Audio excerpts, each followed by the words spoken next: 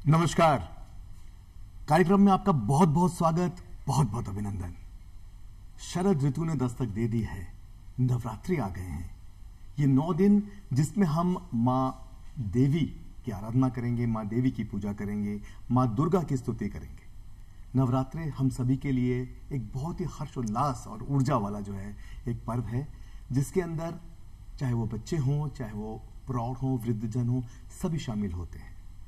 डांडिया गरबा की धूम लगी रहती है। दुर्गा पूजा शारदीय उत्सव का आयोजन होता है और कई सारे कार्यक्रम नुक्कड़ नुक्कड़ जगहों पर, गलियों में और जगहों पर आयोजित किए जाते हैं। तो जय जय अम्बे और जय जगदम्बे शीर्षक से इस कार्यक्रम में हम लोग आज बातचीत करेंगे नवरात्रों की ऊर्जा की, उसके हर्षोल्लास की, उसकी खुशी की। और इस पर बातचीत करने के लिए हमारे स्टूडियो में मौजूद हैं 2 बहुत ही विशिष्ट अतिथि। आप हैं श्री सुदीप्त सेन साहब, आप एक सांस्कृतिक प्रशासक हैं, और हमारे बीच में मौजूद हैं मैडम निशा बड़जात्या जी। नमस्कार। निशा जी, आप जो हैं एक डांडिया और गरबा की एक्सपर्ट हैं। आप दोनों का स्टूडियो में बहुत बहुत स्वागत, बहुत बहुत अभिनंदन। धन्यवाद। जय जय अम्बे, जय जगदम्बे। माँ दुर्गा का आगमन हुआ है और नवरात्रों के अंदर जो है बहुत ही अच्छा एक सुंदर सा माहौल बनता है। नृत्य है, पूजन है, व्रत है, रीति रिवाज है, कार्यक्रम है, बड़े बड़े दुर्गा पूजा का आयोजन है। तो सुदीप जी, सबसे पहले मैं आपसे जानना चाहूँगा कि ये अनुभूति आपके लिए कैसी है? ये नवरात्रों का आना, आपके महालय से लेकर जो है विसर्जन तक, विजयादशमी तक, ये जो कार्यक्रम है, इसकी कैसी अनुभूति है आपकी? देखिए, ऐसा है कि दुर्गा पूजा का आयोजन जो है, जैसे कि बंगाल के अंदर इसको वर्ल्ड हेरिटेज माना है कि ये एक सांस्कृतिक विरासत है। तो ये बंगाल में सदियों से जो है ये माता का ऐसा माना जाता है कि माता दुर्गा जो है अपने चारों बच्चों के साथ में अपने पिता के घर में आती है नवरात्रा में, कैलाश पहाड़ से। तो जो महालया है, ये उनके आने के आगमन में जो मंत्र पढ़े जाते हैं वो नवरात्रि स्थापना के एक दिन पहले से सुबह हम लोग सब सुनते हैं। और हमारे लिए उसका आयोजन एक बहुत बड़ी बात है कि हम लोग हर परिवार, हर जगह ऐसा माना जाता है कि माता दुर्गा अपने साथ में वो प्रॉस्पेरिटी, आपके लिए खुशियाँ, वो सारी चीज़ें लेके आ रही हैं। तो उसको कैसे करके उत्सव के रूप में मनाया जाए, तो उसके लिए हमने जो है पहले दिन वर्ष भर इंतजार रहता है। और ये रहता है कि किस दिन शुरू हो, ये महालय आए तो आपस में बातचीत होती है किस दिन महालय होने वाला है वो दिन, और उसके बाद से लेके जिस दिन घट स्थापना होगी। तो घट स्थापना छठ के दिन हमारे यहाँ घट स्थापना होती है, हर घर में घट स्थापना होती है। उसके पूजन से दुर्गा पूजा की शुरुआत होती है। हम लोग जैसे हमारा दुर्गाबाड़ी है, 1956 से वहाँ पे दुर्गा पूजा का आयोजन किया रहा है, जयपुर दुर्गाबाड़ी। क्योंकि क्या है कि जयपुर के अंदर बंगालियों का आगमन जो 7वीं शताब्दी से होता आ रहा है। तो पहले छोटी मोटी सब जगह से दुर्गा पूजाएं होती थी घर घर में, लेकिन दुर्गा पूजा में सामूहिक रूप से समाज के साथ में जब 1956 से दुर्गा पूजा शुरू हुई है, तो हम लोग पंचमी के दिन से आनंद मेला से इसकी शुरुआत करते हैं। इस पर आपसे विस्तार से और बात करेंगे। आपसे मैं बात जानना चाहता हूँ निशा जी, दुर्गा पूजा, नवरात्रि, गरबा, डांडिया, उसकी धूम, ये आपके लिए कैसी अनुभूति है? ये लेडीज के लिए तो बहुत ही एक एक्साइटमेंट वाले दिन होते हैं। वैसे भी माँ दुर्गा की हम अनुभूति नहीं कर सकते, हम उसको अपने दिल में उतार कर हम आनंद ले सकते हैं। बिल्कुल बिल्कुल। और इसको तो शब्दों में तो हम बयां ही नहीं कर सकते। फिर भी मैं आपको कहना चाहूंगी कि जैसे दुर्गा के 9 रूप हमारे माने जाते हैं, और इन 9 रूपों में अलग अलग दिन, अलग अलग कलर का महत्व होता है।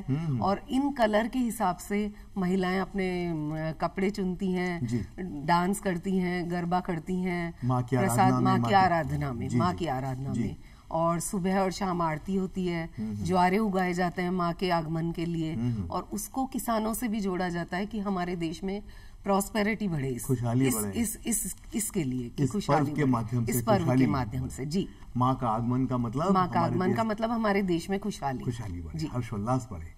तो आपने बहुत अच्छी बात बताई। अच्छा, डांडिया और गरबा जो है, इसके तैयारियां बहुत समय पहले से शुरू हो जाती है। ये करीब 1 महीना, 1.5 महीना, 2 महीने पहले से क्लासेस स्टार्ट हो जाती हैं, और इतनी भीड़ होती है क्लासेस में, क्योंकि लोगों को इतना शौक है, इतना अच्छे से डांस करें, तैयार हुए, माँ की भक्ति करें, माँ के लिए कुछ करें, तो माँ हमारे ऊपर कृपा करे। बहुत ही कलरफुल ड्रेसेस होते हैं। आप थोड़ा बताएं कि जो डांडिया और गरबा का जो नृत्य है, और उसमें किस किस प्रकार के जो है जो वेशभूषा होती है, जो ऑर्नामेंट्स आपने खूब सुंदर से जो पहने हुए हैं, जो तो वो कैसे कैसे जो ऑर्नामेंट्स होते हैं, और उसकी शुरुआत कैसे होती है, क्लोजिंग कैसे होती है? इसकी शुरुआत में हम सबसे पहले तो माँ की आराधना करते हैं। माँ की आराधना के लिए हम गाने भी उसी हिसाब से चुनते हैं कि जिसमें माँ की अपनी अभिव्यक्ति प्रस्तुत कर सकें हम अपनी। और उसके बाद हम ड्रेसेस सेलेक्ट करते हैं। इसमें डे वाइज भी ड्रेसेस रहती है, जैसे 9 दिन के जो 9 रूप होते हैं, तो 9 कलर हमको अलग अलग दिन पहनने हैं। जिस दिन माँ का जो कलर होगा हम उसी दिन पहन के उस दिन भक्ति करेंगे। क्या बात एक तो ये होता है। दूसरा ये जो चनिया चोली होती है गुजरात की फेमस, इसके साथ हम ऑक्सीडाइज ज्वेलरी पहनते हैं। और इसमें भी बहुत सारी वैरायटी होती है, लॉन्ग होता है, शॉर्ट होता है, ऊपर कुर्ती होती है, धोती सलवार होती है। अब तो बहुत वैरायटी होने लगी और उनको पहन पहन के हम डांडिया और गरबा इतने अच्छे अच्छे खेलते हैं कि मजा आ जाता है उस डांस में और सब में। और खाने पीने के व्यंजन्स होते हैं, जगह जगह स्टॉल्स लगती हैं, प्रोग्राम्स होते हैं। उसके अलावा डांस गाने भी बहुत अच्छे अच्छे। ये कपड़े शो ऑफ करने का भी फेस्टिवल है और लोगों से मिलने का भी, क्योंकि बहुत सारे लोगों से हम एक ही जगह पे इसमें मिलान हो जाता है। क्या बात। और जान पहचान भी बढ़ती है लोगों से, बहुत सारी चीजें सीखने को मिलती हैं। अच्छी बात बताई। क्यों ना आपके कंठ से एक सुंदर सा जो है डांडिया या गरबा का गीत के 2 लाइनें सुन ली जाए। जी ढोलीरा ढोल रे बजाए मरे ही बेली ने, और हालो रे थामल तू मेरी ये कलाई रे। वाह वाह, सुंदर, बहुत बहुत सुंदर निशा जी। अच्छा सुदीप साहब, एक बहुत ही पारंपरिक रूप से बंगाली समाज है जी वो उसको दुर्गा पूजा, शारदीय दुर्गा उत्सव के नाम से जो है जाना जाता है।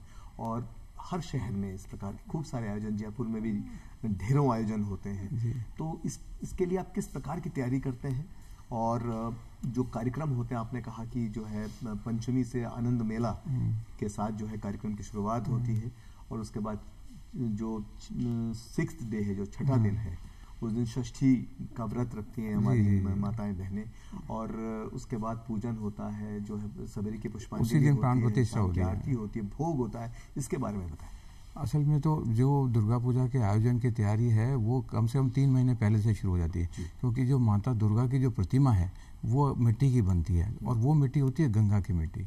और वो गंगा की मिट्टी की ला के जयपुर में आके बनाने की शुरुआत यहीं होती है। जी, तो पारंपरिक रूप से कुमारटोली के जो हमारे कारीगर होते हैं तैयार करते हैं, वो कलकत्ता से आते हैं वो कारीगर। और वो कम से कम उनको 3 महीना चाहिए, क्योंकि सबसे पहले वो जो ओरिजिनल स्ट्रक्चर होता है माता की प्रतिमा का, वो फूस का बनता है। उसके पास उसके ऊपर एक लेप लगाते हैं मिट्टी का। तो गंगा की मिट्टी होती है, चिकनी मिट्टी होती है, जिसको बना के वो 3 महीने में सूखती जाती है, अगले लेयर चढ़ाते हैं, सूखता है। तो कम से कम 3-4 महीने इस बात के लिए चाहिए होता है कि माता की प्रतिमा एक साकार रूप ले।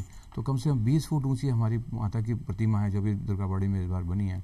तो उसके कारीगर कम से कम हमारे यहाँ पर 3-4 महीने पहले से आके तैयारी करते हैं और उसको एक जो बहुत ही सुंदर रूप देते हैं। बिल्कुल, उसके ऊपर जो गंगा की मिट्टी से बनाई हुई प्रतिमा, फिर उसका आभूषण पहनाते हैं, उसको वस्त्र बनाते हैं। फिर उसका पूरा जो हमारा दुर्गाबाड़ी का प्रांगण है उसके अंदर जो कारीगर आए हुए हैं वो पंडाल बनाने के, वो कारीगर भी कलकत्ता से आते हैं।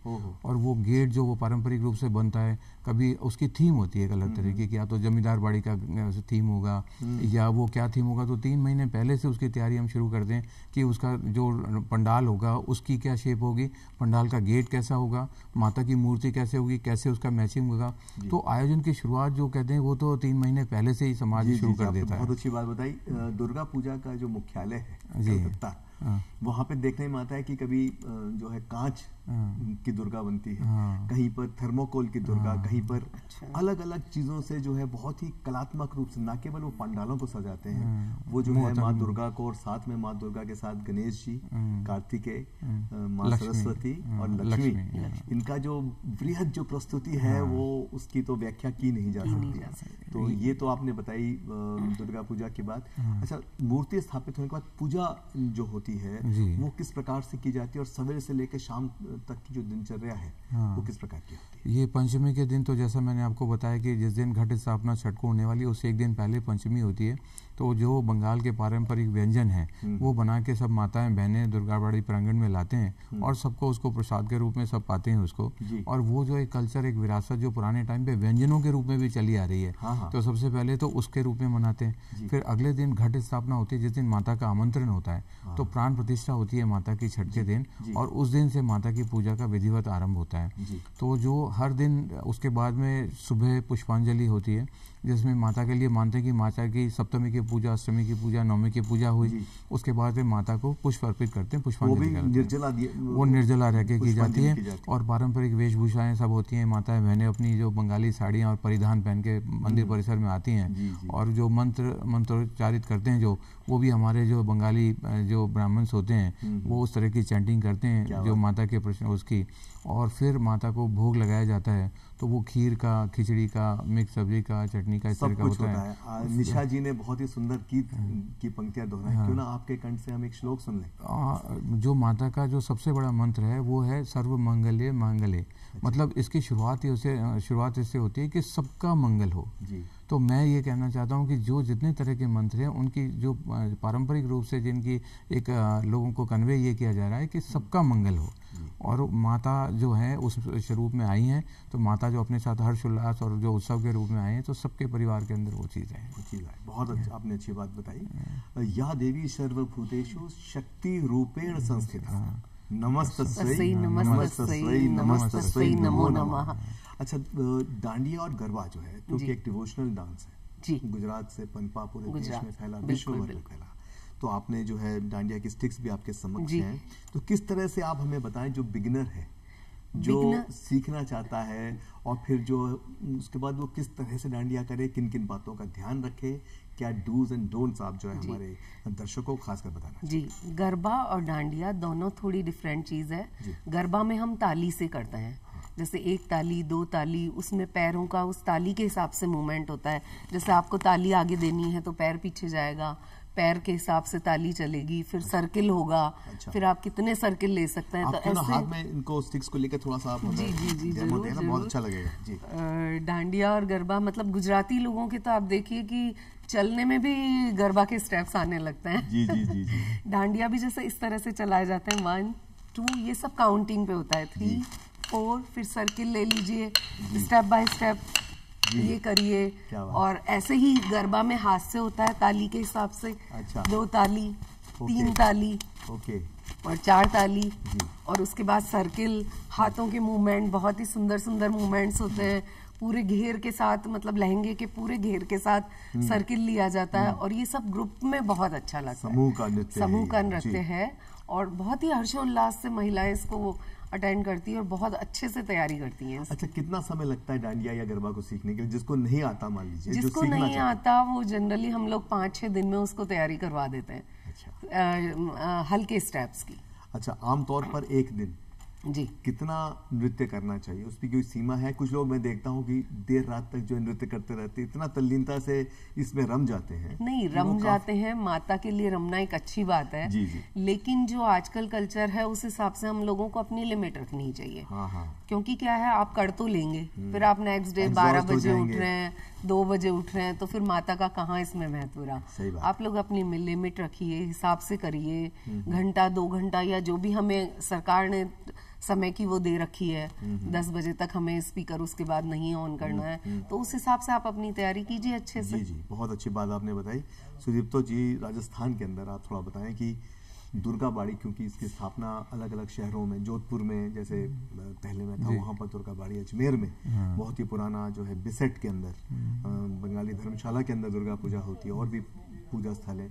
जयपुर का क्या माहौल है इस बार, कितने यहाँ पे पूजा होती है, क्योंकि दक्षिणेश्वर का मंदिर भी जो है बन चुका है, और खूब सारे यहाँ पर आयोजन होते हैं, ना केवल बंगाली, सारे समाज के लोग इसमें बढ़ चढ़ कर हिस्सा लेते हैं। तो किस प्रकार की जो तैयारी है, और राजस्थान की क्या जो है पूरी पृष्ठभूमि है? वही मैं आपको कह रहा था कि राजस्थान में बंगालियों का आगमन 17वीं शताब्दी से ही हो गया था, तब से यहाँ पर दुर्गा पूजा करते आ रहे हैं वो लोग। और वो सिर्फ बंगाली समाज ही नहीं, सारे समाज मिलकर इस दुर्गा पूजा का आयोजन करते हैं। और हमारे भी दुर्गा बाड़ी में भी सब समाज के लोग, सब लोग मिलकर आगे बढ़ के अपना सहयोग करते हैं, और हम लोग भी सबसे सहयोग की अपेक्षा भी रखते हैं। और आयोजन के दिन भी सब लोगों का वहाँ आगमन होता है, और सब मिलकर दुर्गा पूजा करते हैं। दुर्गा पूजा की जो रीति है वो बंगाली समाज की जो है उसके हिसाब से हम लोग उस संस्कृति को लेके चले हैं। तो जैसे मैंने आपको बताया था कि जो आरती होगी, सुबह की पूजन होगा, तो उसमें ढाक होता है। तो ढाक जो है एक विशेष प्रकार का वाद्य है जिसमें फेदर्स लगे रहते हैं और बहुत नाच के बहुत ही मतलब जो ढाकी बोलते हैं, जो बजाता है उसको ढाकी बोलते हैं। तो पहले यहाँ ढाकी हम लोग जब शुरू से दुर्गा पूजा करते हैं, बिना ढाक के दुर्गा पूजा का वो माहौल नहीं बनता।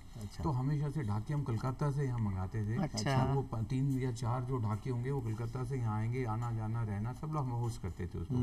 अब ये हुआ है कि वहाँ से ऑलरेडी ऐसी कुछ एजेंसी आ गई हैं जो यहीं पे ढाक हमें प्रोवाइड कर देती हैं। तो हर दुर्गा पूजा मतलब जयपुर के अंदर अब काफ़ी मतलब दुर्गा पूजाएं होने लगी है, हर क्षेत्र में हो रही हैं। और जैसे जैसे जनसंख्या बढ़ रही है, दुर्गा पूजा हर जगह होना भी चाहिए, क्योंकि हर किसी के लिए हर जगह जाना पॉसिबल नहीं होता।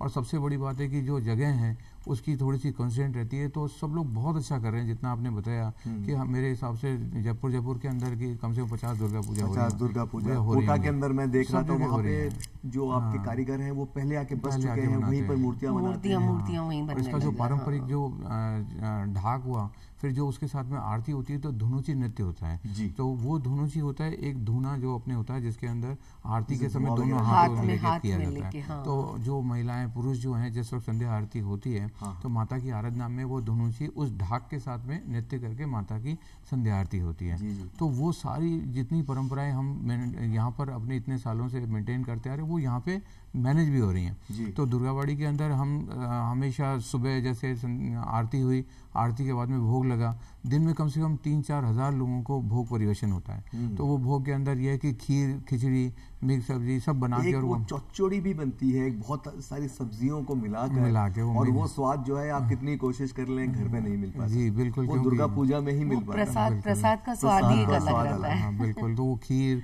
वो खिचड़ी, वो चीज़ों का इसलिए क्योंकि एक तो क्या होता है कि जिस प्रांगण में दुर्गा पूजा होती है वो अपने आप में इतना शुद्ध और पवित्र हो जाता है, और जब आप उस प्रसाद को ग्रहण करते हैं तो आपको हमेशा लगता है कि वो स्वाद तो मैंने जिंदगी में नहीं खाया।